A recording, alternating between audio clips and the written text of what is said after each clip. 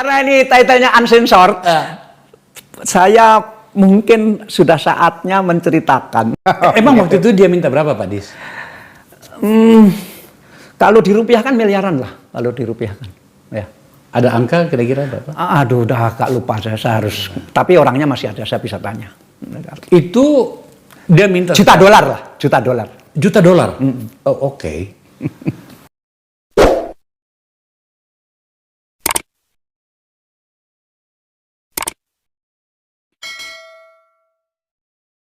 Mantan Direktur Utama atau Dirut PLN sekaligus mantan Menteri BUMN, Dahlan Iskan, belak-belakan mengaku potret buruh kalangan wakil rakyat, DPR.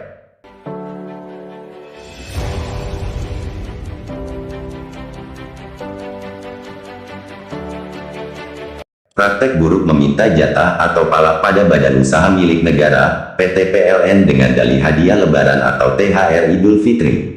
Cerita ini diungkapkan saat menjadi bintang tamu di podcast Akbar Faisal Uncensored. Dengan belak-belakan, Dahlan Iskan akhirnya mengungkapkan sudah waktunya menceritakan hal tersebut.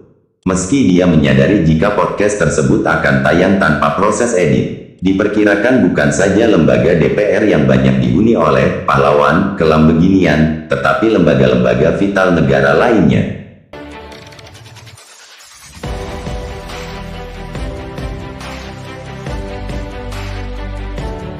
Dikala baru menjabat sebagai Dirut PLN, bertepatan hendak Idul Fitri, Dahlan Iskan dikejutkan kedatangan salah seorang direksinya tergopoh-gopoh dengan menceritakan usai dipanggil anggota DPR, Komisi 6. Direktur ini pun menceritakan dipanggil anggota DPR menanyakan hadiah lebaran untuk DPR RI.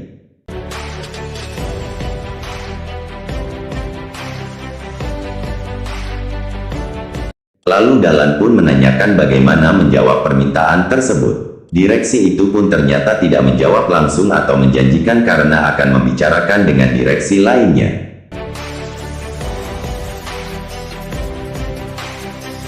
Mendapatkan situasi itu, Dahlan pun akhirnya menggelar rapat. Saya rundingkan dengan direksi, karena sejak awalnya saya niatnya bersih-bersih. Karena pertama-tama menjabat Dirut PLN, saya pun tidak mengetahui ada praktek beri hadiah lebaran, lanjut Dahlan.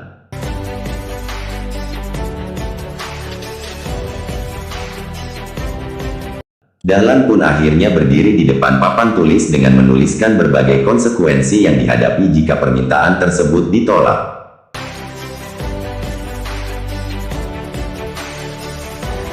Judul di papan tulis, saya bikin seandainya ditolak, kita akan menerima konsekuensi apa saja. Saya rilis hingga 9 konsekuensi. Misalnya sering dipanggil DPR, kita jalani, jawab semua direksi. Jika subsidi PLN dicabut, maka rakyat yang lebih merasakannya, kita hadapi, jawab para direksi, dan terakhir jika dipecat, kita terima, ujar Dahlan membeberkan hasil rapat direksi tersebut. Jadi permintaan DPR ini ditolak oleh PLN.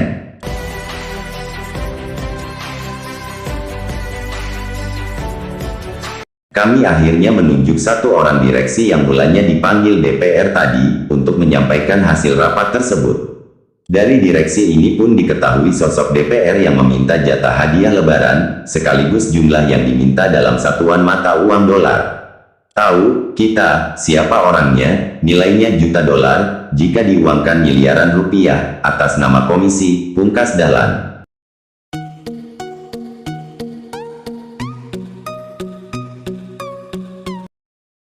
Sebelumnya telah diberitakan bahwa hasil survei Global Corruption Barometer (GCB) 2020 oleh Transparency International Indonesia atau TII menyatakan Dewan Perwakilan Rakyat DPR adalah lembaga paling korup di Indonesia. Ada 51% responden berpendapat demikian. Selain DPR, pihak yang dianggap korup berdasarkan survei ini, yakni pejabat pemerintah daerah dengan persentase 48%, pejabat pemerintahan 45%, polisi 33%, pebisnis 25%, hakim pengadilan 24%. Kemudian lembaga presiden menteri 20%, LSM 19%, bankir 17%, TNI 8% dan pemuka agama 7%.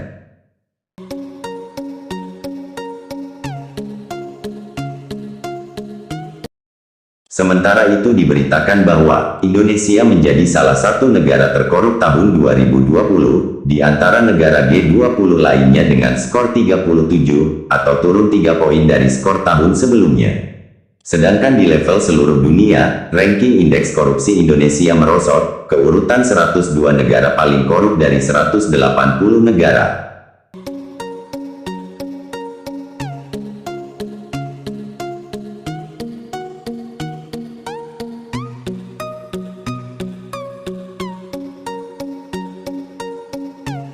Kalau sudah begini pernyataan yang paling sering diterima rakyat adalah, itu perbuatan oknum nakal. Diksi klasik oknum selalu yang dijadikan kambing hitam. Kata oknum selalu menjadi tameng. Karena itu juga diksi oknum menambah amunisi korupsi merajalela menggurita di mana-mana tanpa daya serius serta langkah konkret yang signifikan bagaimana mengatasinya.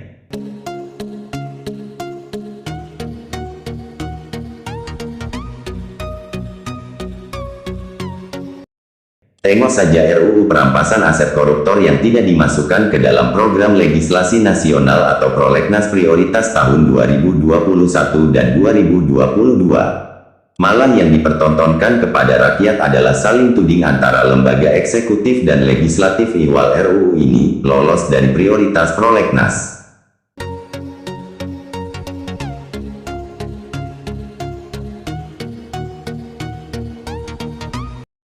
Seberapa hebatnya pembangunan yang dilakukan di suatu negara, jika di kantong yang lain terjadi kebocoran korupsi yang ditambal dengan manajemen kepura-puraan, maka akan sia-sialah mencapai hakikat pembangunan demi kesejahteraan dan keadilan rakyat.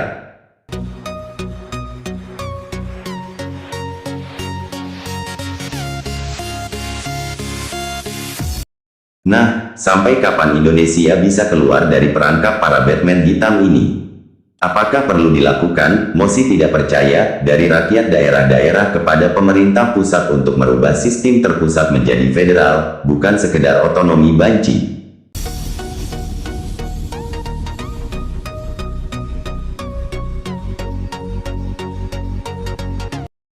Atau hukuman mati bagi koruptor, seperti yang telah diwacanakan oleh Presiden Jokowi, kemudian redup senyap, seiring akan berakhirnya masa jabatan beliau tahun 2024. Bukankah panglima terdepan dari suatu pertempuran pemberantasan korupsi adalah pemimpin tertinggi pemerintahan suatu negara?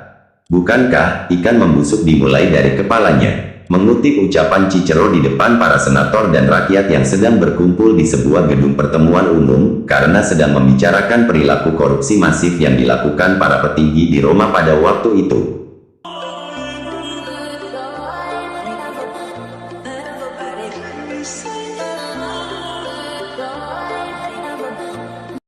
Jika betul serius RUU hukuman mati bagi koruptor bukan sekedar wacana, mengapa ada pernyataan, jika rakyat menghendaki, maka presiden akan melakukan?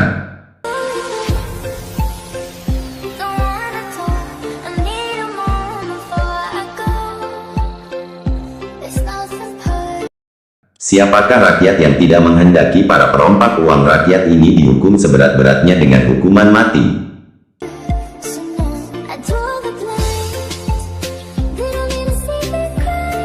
Setelah diksi, oknum, dan frasa kepala ikan, mengapa mesti rakyat yang menjadi kambing hitam lagi?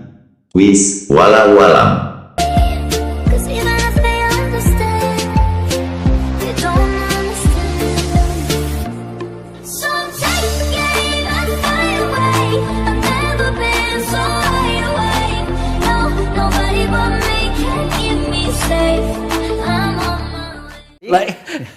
Makanya Pak, ini ada satu contoh. Kita masih bicara tentang PLN karena ini penting sekali. Ini sebuah perusahaan yang besar sekali. Pak Dahlan tadi sudah bilang nilainya sekitar anggaran setahun itu 300 triliun. Oh, apalagi begitu kan gitu ya. Nah, 300 triliun setahun perputarannya, bayangin aja Pak. Ya. Ngantit 1 triliun saja kan nggak karu-karuan kan.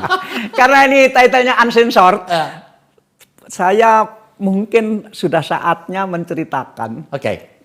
Belum pernah saya ceritakan. Oke. Jadi ketika mau Lebaran Idul Fitri, itu salah satu direktur saya di PLN Itu tergopoh-gopoh menemui saya, Pak, tadi saya dipanggil oleh anggota DPR, Pak. Kemudian ya tidak minta sih, tetapi menanyakan soal THR untuk anggota DPR, begitu, hadiah Lebaran. Terus dijawab bagaimana? Ya saya nggak berani jawab, Pak. Saya bilang ya saya akan rundingan sama direksi, dia bilang gitu. Dan dia menyebutkan ada angkanya berapa dolar begitu. Nah kemudian saya panggil seluruh direksi, lengkap atau tidak, pokoknya quorum lah begitu. Kemudian kita rapatkan. Saudara-saudara, ini Pak A barusan dipanggil anggota DPR. Tapi dia tidak sebutkan anggota DPR-nya siapa? Sebutkan, namanya sebutkan. Karena sebelumnya kan kita sudah sepakat mau bersih-bersih. Ya, oke. Nah, sebutkan. Kemudian ini bagaimana? Terus saya coba tanya. Sekarang kita rapatkan ini, permintaan ini kita penuhi atau tidak. Ini Lebaran pertama saya menjadi direktur PLN. Oke. Jadi saya jadi direktur utama PLN, kemudian beberapa bulan kemudian Lebaran. Nah, Lebaran pertama seperti itu, sehingga saya juga nggak tahu bagaimana menyikapinya itu, gitu. Nah, kita panggil seluruhnya direksi, bagaimana menyikapinya? Saya bagaimana? Nggak diam semua. Setelah itu, begini deh. Sekarang saya berdiri di depan papan tulis di ruang rapat itu. Seandainya kita tolak, apa saja konsekuensi yang akan kita hadapi, kita daftar, gitu. Kita daftar, saya berdiri di depan papan tulis. 1, jadi judulnya seandainya ditolak maka kita akan menerima konsekuensi sebagai berikut. 1, kita akan sering dipanggil DPR, nggak bisa kerja dan sumpek kan kalau itu. Ntar dulu Pak, DPR-nya komisi berapa pada saat itu? Ya komisi BUMN lah. Oh BUMN, komisi 6, oke. Zaman itu ya. Zaman itu. Kemudian nomor ini akan terjadi, ya sangat kemungkinan akan terjadi. Kita akan sering dipanggil untuk RDP istilahnya, rapat dengar pendapat. Ya. Itu. Dan itu kan bisa mulai pagi sampai malam dan harus lengkap. Kemudian bisa juga kemungkinan kedua, anggaran subsidi untuk PLN akan dipersulit, begitu. Ya kita tulis, saya tulis nomor 2, anggaran untuk subsidi akan dipersulit. Ketiga, banyak itu, kemungkinan-kemungkinan itu sampai 9 seingat saya. Kemudian yang terakhir itu kita akan diberhentikan, gitu. Direksi ini akan diberhentikan. Jadi ini ada kemungkinan ini, ada, gitu kemudian ini. Kemudian ya ini ya ada nomor 1 sampai nomor 9, kemungkinan kalau ini kita tolak. Kemudian satu persatu kita evaluasi. Seandainya kita sering dipanggil DPR, bagaimana? Kita jalani Pak, oke kita jalani. Seandainya subsidi nanti dipersulit, ya itu bukan direksi yang sulit tetapi rakyat yang sulit, jadi ya kita hadapi. Terus terakhir, seandainya kita diberhentikan, kita terima Pak. Gitu. Jadi sudah bulat. Bagaimana? Ya ditolak. Kita tolak. Oke. Nah sekarang kita rundingan lagi, bagaimana cara menyampaikan bahwa permintaan itu kita tolak. Kita terpaksa menunjuk satu orang untuk menghadap ke sana, menyampaikan bahwa rapat direksi menolak ini. Kemudian siapa sekarang? Ya tadi yang ketemu tadi yang kita utus gitu. Oke. Oh ya sanggup Pak. Terus setelah rapat direksi, saya panggil orang itu, direksi yang kita undang itu, saya bilang gini, Pak, minta maaf ya, ini Bapak yang mendapat tugas yang sangat sulit menghadap ke DPR untuk ketemu Bapak itu dan menyampaikan keputusan yang sangat sulit ini gitu. Saya minta maaf. Loh, nggak usah minta maaf Pak Dahlan. Loh, ini kan tugas sulit. Saya bilang, ini tugas gampang, dia bilang gitu. Dia dulu juga pendemo di waktu mahasiswa. Dan dia bahkan pernah ditahan ketika jadi pendemo. Jadi sudah biasa militan gitu. Nah ini kan tugas sulit, ini tugas gampang Pak, tinggal menyampaikan kita menolak aja. Yang sulit itu kalau tadi direksi memutuskan, ya kita akan penuhi. Nah itu baru saya sulit Pak menyampaikan. Saya bilang hebat, saya bilang gitu. Nah itu kebetulan orangnya itu udah meninggal dunia, anggota DPR-nya itu. Sehingga ya sekarang dia nggak bisa gugat saya. Jadi ya oke. Tapi ini kejadian seluruh direksi bisa ditanya soal ini dan sehingga sejak itulah terkenal sekali bahwa saya sangat dimusuhi oleh DPR kan, sampai saya jadi menteri juga sangat dimusuhi DPR, dan di situ saya mengintrospeksi, aduh salah lagi nih. Emang waktu itu dia minta berapa Pak Dis? Kalau dirupiahkan miliaran lah, kalau dirupiahkan. Ya. Ada angka kira-kira berapa? Aduh, udah agak lupa saya harus. Tapi orangnya masih ada, saya bisa tanya. Itu dia minta Juta dolar lah, juta dolar. juta dolar. Oh, oke. Maksud saya orang itu si oknum Komisi 6 nah. di masa yang lalu itu, di masa Pak Dahlan sebagai Dirut PLN itu minta atas nama pribadinya atau Atas nama teman-teman, atas namakan fraksi? Iya. Komisi. Komisi? Iya. Oh, oke. Wow, gitu. Ya. Saya nggak tahu betul tidaknya, tapi dia ngomongnya begitu. Ya. Dan mulai pada saat itu Pak Dahlan kesulitan. Apa? Pak Dahlan kesulitan ketika berhadapan dengan Ya. dalam RDP. Iya, begitulah.